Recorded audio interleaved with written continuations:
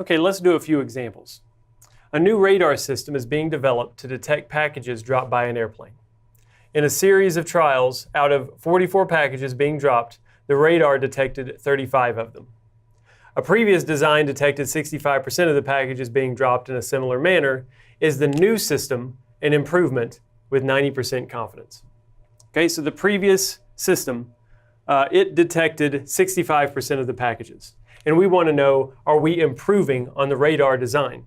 So improving here means more than 65%, okay? Are we able to detect more than 65%? More than does not imply equality, right? And equality must be in the null statement. So greater than is in the alternative. So here's the null, here's the alternative.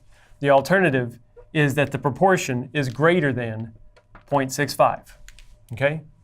The equality statement must be in the null. That's less than or equal to. It's contradictory to this thing, and it's 0.65. Less than or equal to 0.65. Okay? So we collected a sample of size n equals 44. And from those 44, we found y successes. And that was 35. 35 successes. We were able to detect 35 of those 44 packages. So p hat here, our sample percentage, our sample, proportion of packages that we're able to detect is 35 over 44, which is 0.795. Okay, 0.795. Also, we want to answer this set of hypotheses with 90% confidence, or alpha of 0.1. Okay, so let's find our z-score here. We're going to use a z distribution because we're dealing with proportions. Okay. So our z naught test statistic is p hat minus p naught divided by p hat 1 minus p hat divided by n. Okay, that is, how different is this sample evidence, 0.795, how different is that from the hypothesized value, 0.65? And we're going to determine that difference, how wide those two are from each other in standard deviation units. 0.795, 1 minus 0.795, divided by 44. Okay, so this is just arithmetic. We can work this out, and if we do, we get a test statistic of 2.017. Okay, so let's just use the critical value approach to start off with. We can go find an upper tail critical value here with all of 0.01 in the upper tail. So here's our z distribution. Here's 0.1 in the upper tail. And we want to go find what's this value on the z-axis. That's our critical value. If we do that, if we go look that up, that's 1.28.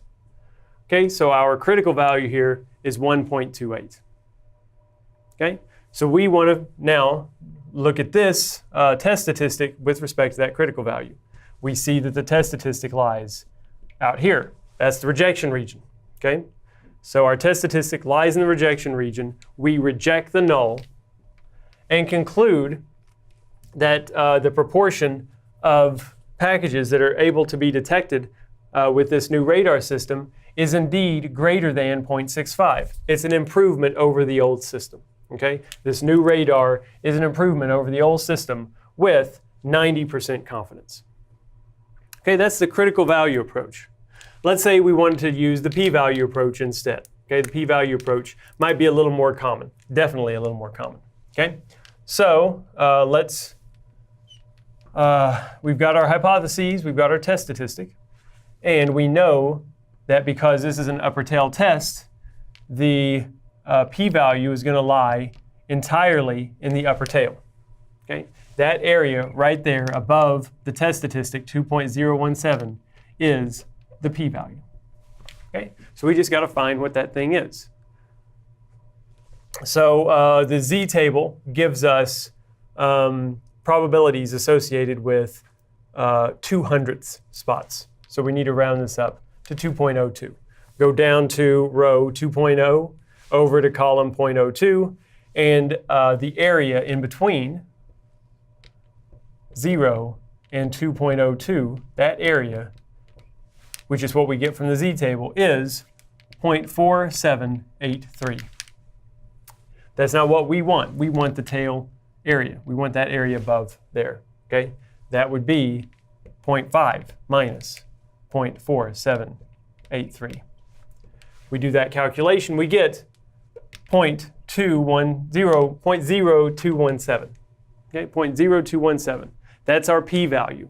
That's a pretty small number. It's absolutely smaller than 0.1, and in fact, it's even smaller than 0.05. Okay, so we could draw conclusions with stronger than 90% confidence. Okay, but as it turns out, this p-value of 0.0217 is less than alpha. That means that our test statistic would lie in the rejection region. Okay, we can just do it based on this p-value.